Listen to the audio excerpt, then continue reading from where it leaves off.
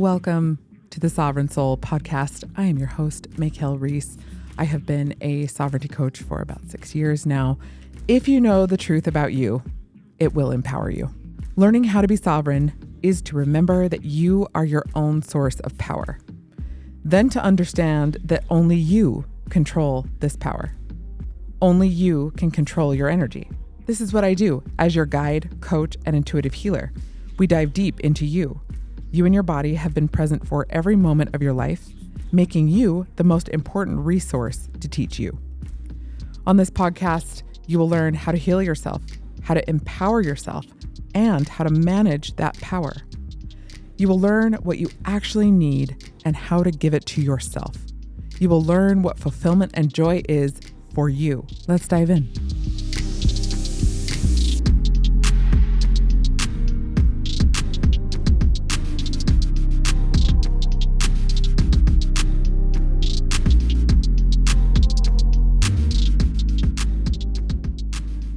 It's Tuesday, everybody. Let's tune in, shall we? Take a moment to notice where you are. You've had a busy day. You're in the middle of a busy day. And thank you for taking the time out to listen to me.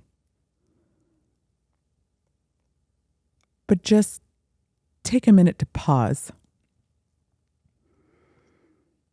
Take your attention to your breath,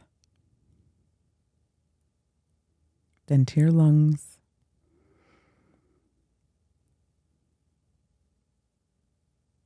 noticing how they feel as they rise and fall. And then gently guiding your attention to the palms of your hands. See if you can become aware of sensation. It feels good to you. Take your hands and start to rub them together. Sounds like this. And create a little bit of heat between your hands.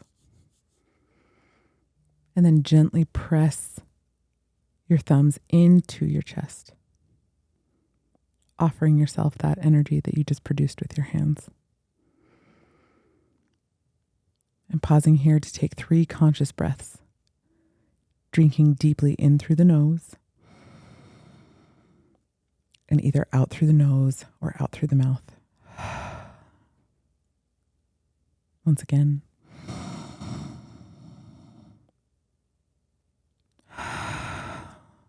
Last time.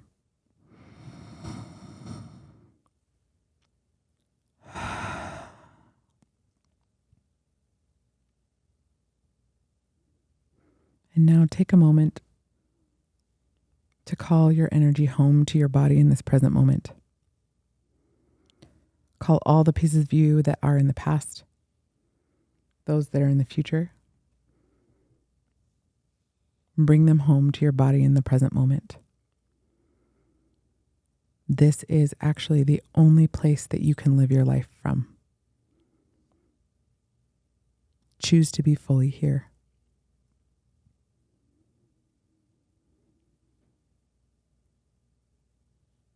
Keeping your attention on your breath, begin to notice what emotions you're experiencing in your body. Name them.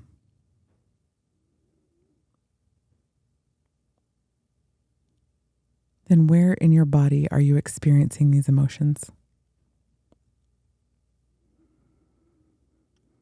If it feels good to you, offer yourself gentle touch to these places on your body.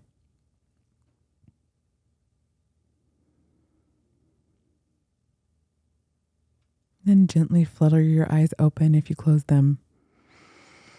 You know what's funny is every single episode I actually don't want to do that in the beginning. And then I'm like, oh yeah, this works. I feel better. That practice is available to you at any time throughout the day. And it can be as simple as turning your attention to your breath for 3 breaths. That's it. That is enough. In every moment, we have the opportunity to do things differently.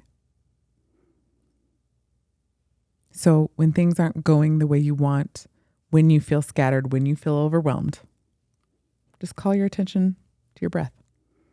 And if you want to do more after that, wonderful. Okay. We continue with our series of the laws of personal sovereignty. Our laws for today are: ascension is a state of mind, enlightenment is embodied, allow, accept, forgive, embrace yourself, and the skill of witnessing. So let's jump in, shall we? Ascension is a state of mind, and enlightenment is embodied. So I'm assuming from the beginning of time, maybe not that far, because again, they were in survival and they were just trying to live to see another day. We have been trying to get out of this human experience, right? Like we keep thinking that if we are righteous enough or good enough, then we will be like, I guess, translated, right? Out of this experience, like somehow we like got the right, I don't know, cocktail or whatever of experiences. And then all of a sudden we are the enlightened ones. And that means that like our shit doesn't stink, essentially. Right? And so the ascension happens within. Okay? Because it's a state of mind. So at all times, heaven and hell are present, right? That's why they've been such like enduring themes like throughout, well, ever since Christian. It was the Catholics. Just kidding. I probably shouldn't say that. Should I say that? It was though. It was. Okay. I'm just saying the Sistine Chapel. All right. To ascend does not mean to come out of this human experience and suddenly be free of the body, right? And so in a lot of puritanical religions, the body is bad. The body is unclean. And thank goodness we are slowly undoing that. Maybe it's faster than before, but the body is it is the instrument. It is where we want to be. It's regardless of your spiritual beliefs, energy is neither created nor destroyed. And our spirit, as far as I can tell, is energy, right? So ascension is a state of mind, not this magical thing that happens where you are no longer, of these bodies that puritanical religions led us to believe were impure or flawed in some way, when really the body is this incredible instrument that honestly we have forgotten how to use. Partly because of this, what am I trying to say? Because of the concept that your body is unclean, right? Are they decaying meat sacks? They sure are. But we now know, thank you, science, how incredible our bodies actually are and what happens when we fuel them properly, when we rest them properly, and then what happens when we have the correct state of mind and how that affects our physiology. To ascend is not to come out of your human experience. The concept of ascension, that's where we got the guru. That's where we got, the washed and the unclean. There is no guru. There's only you. Every single being that has come on this earth that has incarnated in a way where they became a master teacher. So Buddha, Jesus, Muhammad, to name a few. They were showing us how to do it. They weren't doing it for us. They literally incarnated to show us that it is possible to achieve the ascension, to create heaven on earth right now.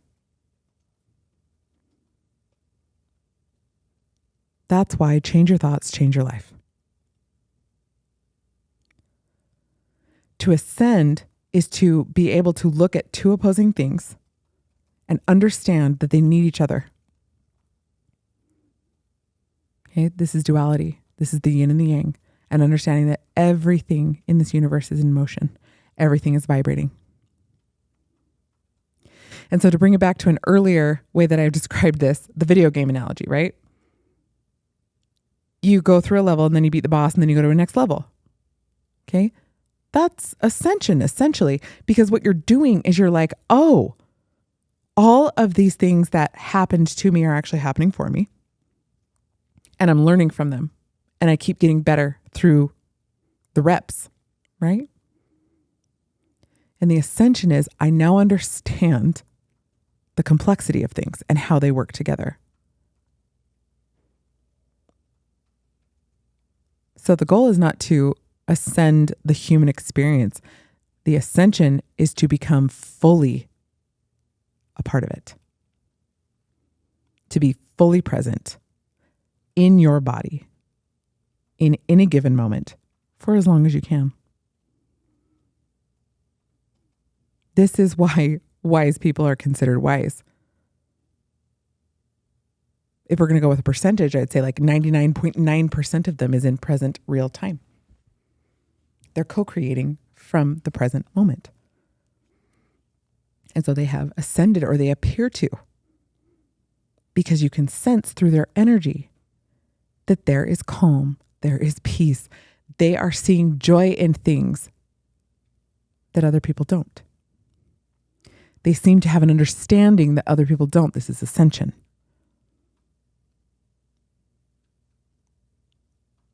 A very important piece of this is the concept of the sameness of being. If you look at someone and put them up on a pedestal and say, you are better than me, that's the same as putting someone below you. Because you're creating a disparity where there is none. We are all the same. Now, that's true in our design, meaning human beings. The thing that set us apart, the differentiation, is our choices. The way that you choose to spend your energy, the way that you choose to manage it, this is what sets people apart.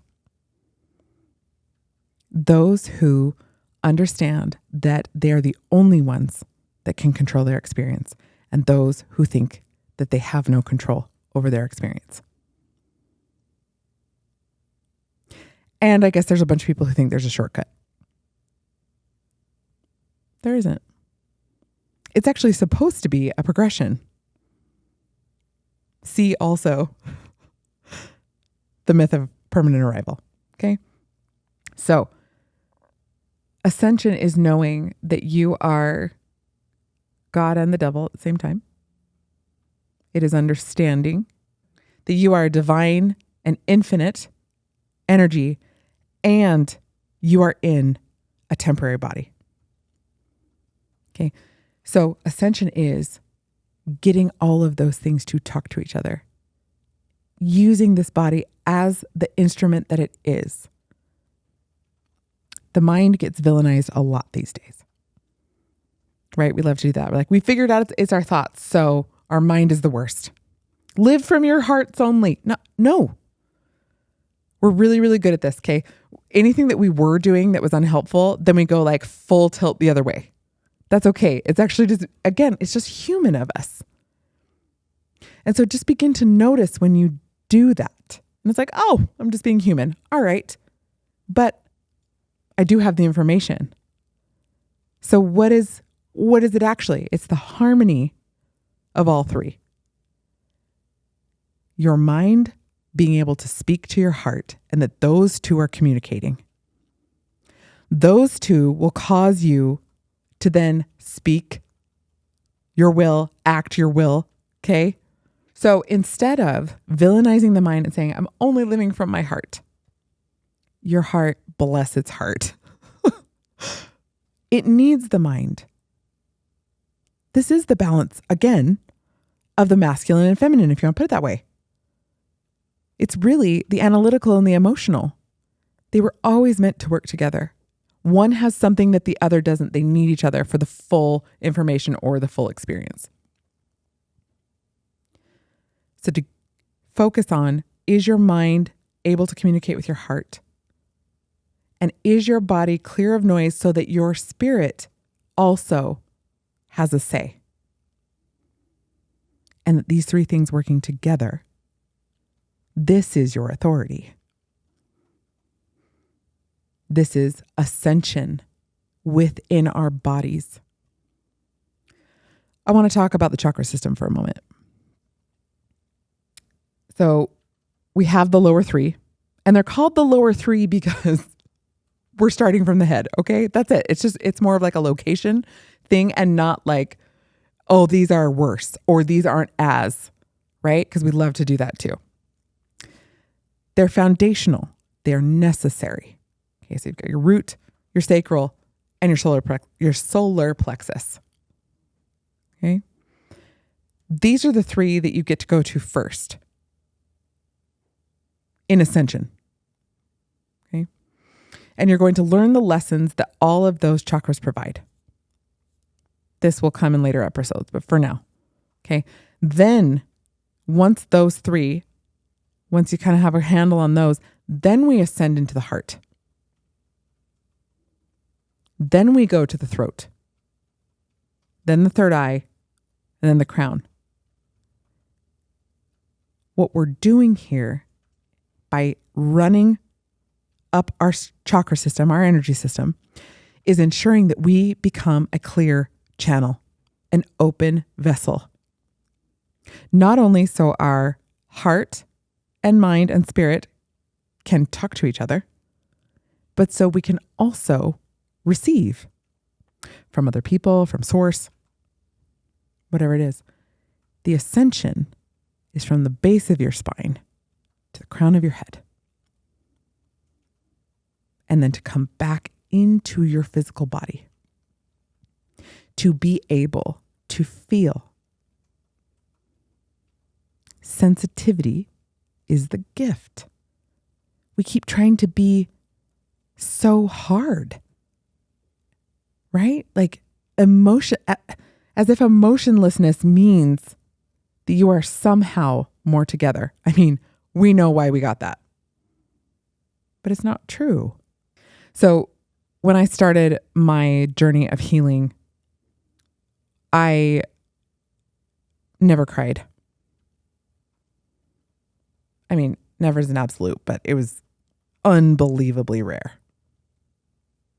And when I would, it was like, the dam had broken and I wouldn't let anybody see it. And it was very, very shameful, And then you fast forward to now when I'm like, oh boy, here it comes again. Did we want this? Did we want to have to feel this in real time? And then like, as I was in the process of healing, I was crying at the drop of a hat and I'm like, good God, can someone turn it off? But I had to go from one extreme to the other. I hadn't been able to feel anything in so long that now I was feeling everything. And now it comes when it's actually here. I'm feeling my emotions in real time. That too is an ascension. When we repress, we're pushing all our emotions down into this dark place so we don't have to feel them, to allow those emotions to rise up in us, to feel them in the moment that they're happening, taking the information, the lesson that they're here to teach us, and then letting them flow out. This is ascension within the body. So, enlightenment is embodied. Okay. We have this notion that people who are seemingly what are they? Enlightened. People who are enlightened. somehow they don't have to deal with like the everyday stuff of the mere mortal, I suppose. Once again, their shit doesn't stink. Okay. That's like the long and short of it. And you see this a lot when people are like, this is my thing. Okay. The good vibes only.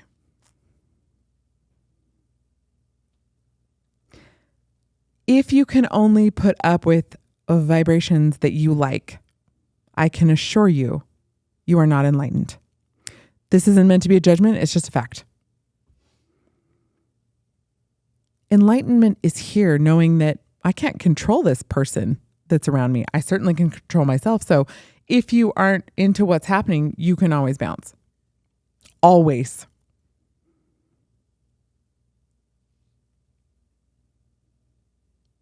So the good vibes only, the love and light only. It is such a mistake, truly, to pass up the messiness of life. If you've been listening to this podcast, you know I don't like the word mistake, partly because of the way that we use it against ourselves. But it is to miss the point. The messiness is what brings about enlightenment. If you think of the story of the Buddha, he had a perfect life. Okay? He had a dad who was like handling it completely. In fact, he wanted nothing but top shelf experience for my son. And then his son was like, I got to figure out why other people suffer and why they don't have what I have. This is the messiness. It's just yet another example of diving into the depths of the shadow and understanding to the best that we can why life is the way that it is. To understand the injustices and the unfairness of life. And so I love one of my favorite quotes is from Ram Dass when he's like, if you think you're enlightened, go spend a week with your family. This is my favorite because it's true. If you have yourself constantly in a perfect container where nothing triggers you, where nothing upsets you ever, how are you ever going to know that the things that you have learned have actually become who you are? If everything's curated to make sure that you can constantly be this totally Zen person, how will you ever know that you are actually Zen? What you need to know is what's going to cause you to want to whip a battery at somebody and then make the conscious choice to not to. The trigger is the gift.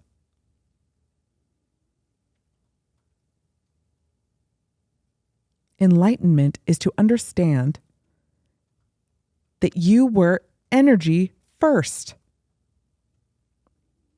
It's also to understand that there's more space in our body than there isn't. The wound is where the light can enter. Let your body literally be filled with more light. That does not mean the absence of darkness. It means the uncovering of it, the meeting of it, and the integration of it with the shadow. This can only be done if you are fully in your body in the present moment.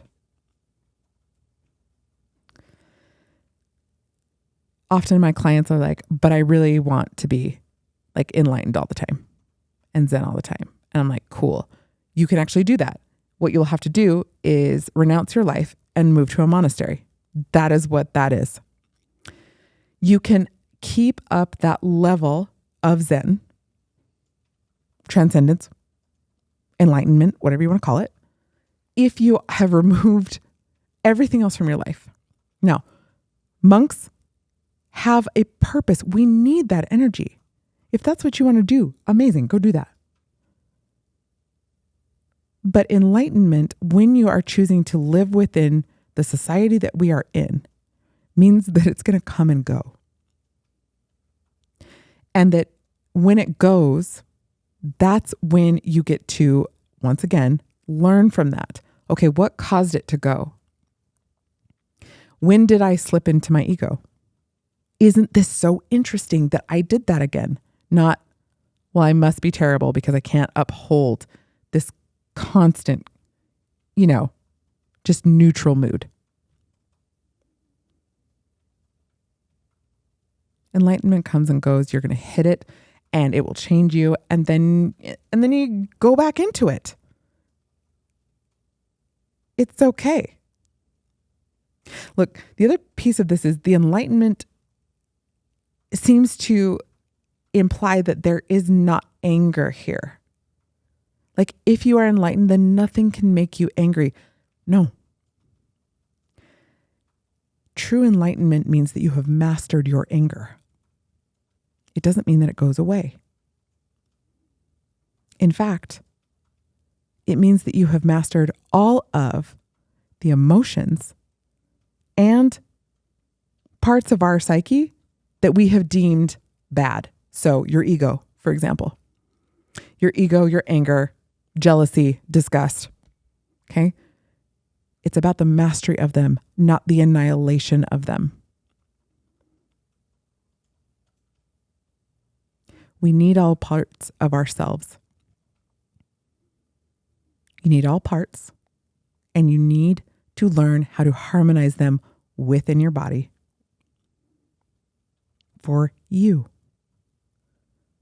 Once again, this is the mastery of yourself. That is what you have control over. Always. So, how do you do this? How do you ascend? And how do you become sporadically enlightened, I guess?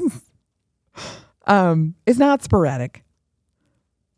And it does start to become who you are. You will be less volatile. You will have more of your energy. So how do you do it? You allow, you accept, you forgive, embrace, wash, rinse, repeat. So whatever's happening for you, allow it. In that moment, we love to say, I just want it to stop. I want it to go away. It's not happening. I wish literally anything else was happening than what's happening in this moment. Now, this is about understanding what's happening to you. And obviously there's a huge array of scenarios that I could be talking about. I'll trust you to use your minds and your discernment on this one. So whatever is happening, it's happening. So allow it. Okay, this is happening. And then you accept it. This is what's happening in this present moment. And this is who I am in this present moment. And that's when you can start to see your role in it. And then you can practice compassionate accountability for self, right? Taking stock of where you were a part of this, because, you were. Now, please, I'm not talking about egregious things, okay? And then you get to forgive yourself. So to forgive yourself looks like finding out why you behaved the way that you did. There's always a reason. And then it's, oh, I know why you did this. And that this is self-betrayal, right? Wherever you did something that you caused your own pain or self-sabotage, you get to go, oh, I know why I did that. Okay. I forgive myself and give yourself the opportunity to move on. That's the embrace part of this. I embrace who I am in this moment and where I am in this moment. Giving yourself permission to then start again. With my clients a lot, they're like, but we've been doing this. I know better. I must have failed. I must be regressing. You aren't. You're learning. That's what this is. It is not losing. It is not failure. It is not mistakes. It is learning if you will let it be. Can you take the lesson? And then once you've received the lesson, can you allow, accept, forgive, and embrace yourself? So this is all a part of the skill of witnessing. Witnessing is the act of being in full presence. Okay, and right now we're talking about with ourselves. And not trying to fix. Literally witnessing yourself in that moment. Holding space for yourself. Not yelling at yourself. Not putting yourself down. And not wishing that you were with literally anyone else. Or that you were literally anyone else. When you can witness yourself in all of your flaws and in all of your glory and look at it as a whole and say, this is what is, and have no label on it, no judgment. This is the skill of witnessing. When you witness yourself, you can allow, you can accept, you can forgive, and you can embrace yourself. Because witnessing is nothing except for full presence. And so the skill of witnessing applied to someone else means you aren't forming any other thoughts in your mind. You aren't forming responses. You aren't trying to fix it. And you aren't trying to do anything but literally sit there and vibrate. That's it. So you're also not making it about you, essentially, right? So this is kind of funny when you're the one witnessing you because it's 100% about you. But that's the fun part. You get to learn what it feels like to 100% be taken care of. You can give that to yourself. Once you're a grown-up, you really are the only one that knows exactly what you need, and no one can read your mind.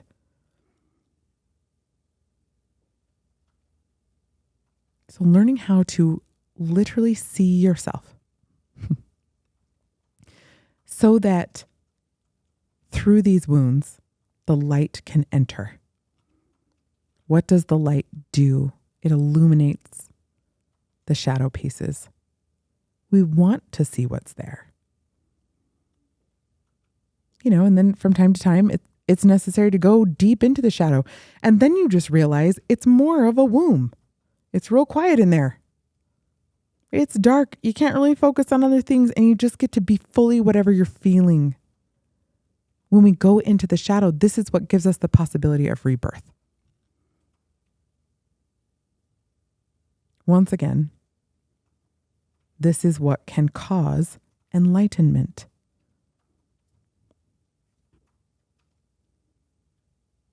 Why is it so hard for us to forgive ourselves? Why is it hard for us to forgive, period?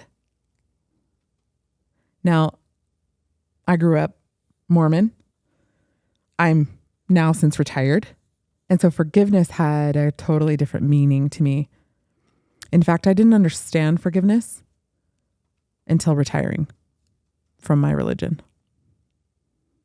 I thought forgiveness came with punishment. I thought it came with shame. It was like, here you get a little bit, but don't worry, you're always sort of in a deficit, right? And so even though I love the song Amazing Grace, I do.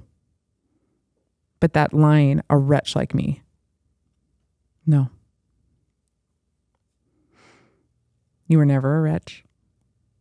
You did not come into this world with a deficit.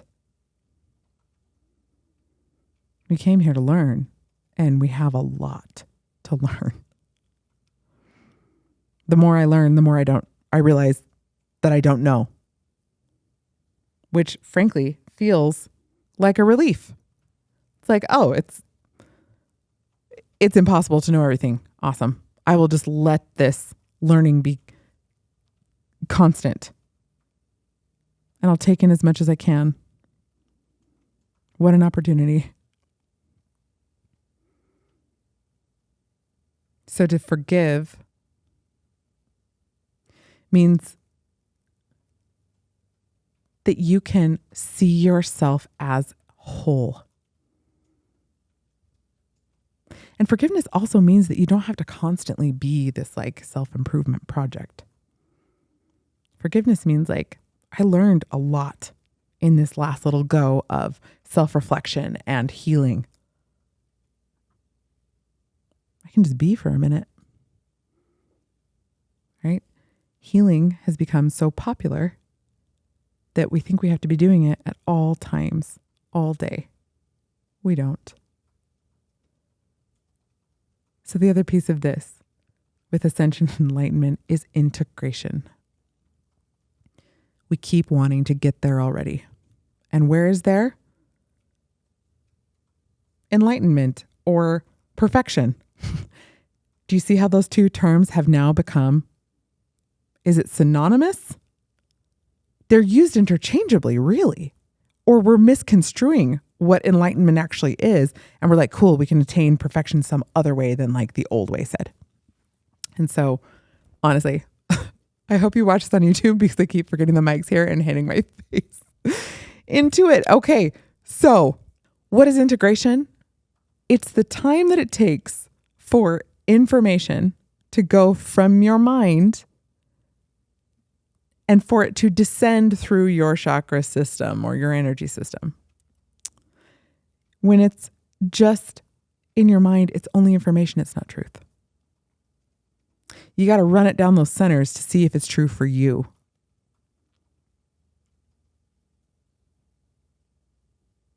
You need time for that.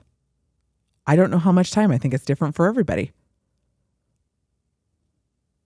When you go through healing and then you come out with understanding and a new perspective because you have now taken the time to heal the wounds, gain the wisdom, and now you need to apply it. Try it out. So many people are like, oh, finally, I'm enough now. Okay, now I'm going to go out into the world and go at full speed and act like whatever. And it doesn't go great. And they're like, I've regressed and I never learned it and I'm the worst and I knew it. Time is our friend. Once you've completed a phase of healing, the integration is what is necessary. Allow that time. We have enough. This is scarcity again, rearing its ugly head. Saying you don't have enough time and you're not enough, so you better get on this healing journey so that you get there already. Because we are running out of time. What if you're right on time? This is my favorite game to play with clients. When they're like, everything's the worst, right? And we've all been there, myself included, still, right? You got to play the what if game on the other side. What if it all falls apart? What if it's all spectacular? What if I'm actually a terrible person? What if I'm the greatest person? The truth will lie somewhere in the middle. We love the extremes. We love the polarization. The ascension is recognizing that we love that, acknowledging both, and then actually finding out what's happening. Accuracy is my favorite thing. I want to talk a little bit about plant medicine. Plant medicine is an incredible, beautiful opportunity to understand. What I am seeing is a lot of people not taking the time to integrate the experience they're having with plant medicine. Once you get a message in those experiences. Sit with it. Learn from it. Those experiences are so beautiful and loving, and you get relief from the human experience. It's no wonder we want to keep going back in them. But once again, the enlightenment is embodied. For me, the purpose of plant medicine is to show you, it's like in your body, you get to experience that you are connected to everything and that everything really is bound by this unseen force of love. You know that in plant medicine. It makes sense that you want to live there. But now that your body knows that that's real, then you practice it conscious. You teach your body how to have those same experiences without it. Now, just in case anyone misheard me, I am not villainizing, demonizing anybody's experience with it. I'm saying you need to be aware of why. And ask yourself, am I allowing myself time to integrate this? This requires patience. And that's a really difficult thing. Because once again, we are just trying to get there already. Can we just heal? It's not about that. We have all of these incredible tools at our disposal. For me, plant medicine, tarot, astrology, even human design, all right? These are all the finger pointing to the moon. They are not the moon. These are all tools to illuminate your path back to you. They are not who you are. You don't always need every single tool all the time. And sometimes you need to switch up the tools. To me, enlightenment is understanding and then taking the lessons that the tools gave you and realizing that what you really are is an instrument. All these tools taught you that. They brought you home to you. They cleared your body of noise. And they gave you the remembrance that your worth is a done deal. You never have to earn it, ever. And that you are the source. It was always you. The point is, being human is the point. Being human is a gift. All parts of it. The full spectrum of human experience. Emotions, aging, healing, heartbreak, all of it. We keep wishing it away instead of fully being present and embodied to experience it. Everything passes, and none of us are getting out of here alive. The magic of being human is the unknown. If we came here with a set of instructions, what is the point? The journey is it. Be in it for the journey, and the enlightenment will follow.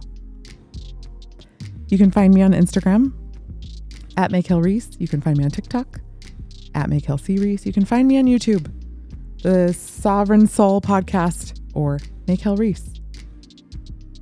Be human. It's the best.